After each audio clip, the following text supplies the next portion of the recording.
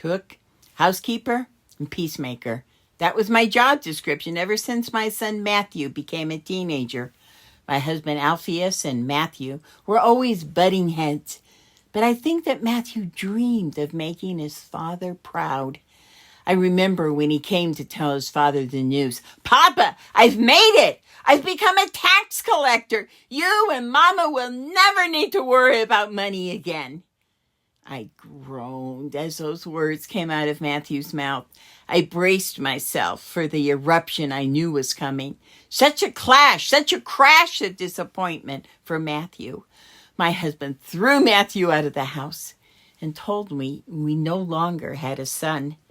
A good Jewish boy becoming a tax collector? What was Matthew thinking? I kept trying to make peace between Matthew and my husband, but it was to no avail. "Alphaeus, don't you think we should talk to Ma?" And before I could even get the second syllable out of my mouth, Alphaeus roared, "Do not utter the name of that traitor in this house." Another time I said, "Alphaeus, I miss our son. Can't you?" "We have no son. The subject is closed."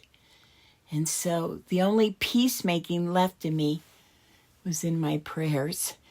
Jehovah had parted the Red Sea. Couldn't he bring these two together? I would always stop by my son's tax collector's booth to quickly tell him I loved him. I had to be quick, for I didn't want Alphaeus to spot me speaking with Matthew. After all, he hadn't specifically told me I couldn't stop by the booth, at least not yet. But one day I stopped by the booth and it was empty.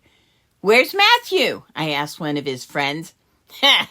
You'll never believe it," he told me. At least none of us can believe it. That traveling rabbi stopped by Matthew's booth and said, "Follow me." And Matthew did. Can you imagine giving up all that money? And he walked off, shaking his head. My son, the follower of a rabbi? And then I heard the rumors. Matthew was not just the follower of a rabbi, but of the Messiah. I had heard of Jesus' miracles, healing the leper, making water out of wine, even calming the sea. Could Jesus calm the tempestuous sea that separated the two most important men in my life? That would take a perfect peacemaker. That would take an act of God. That would take an act of the Son of God. And then it happened. Jesus made peace between Matthew and my husband. Jesus made peace inside of Matthew. My son had never been at peace before he met Jesus. Jesus made peace inside of me. I had had no peace since my peacemaking failed and my family fractured. Jesus brought me peace.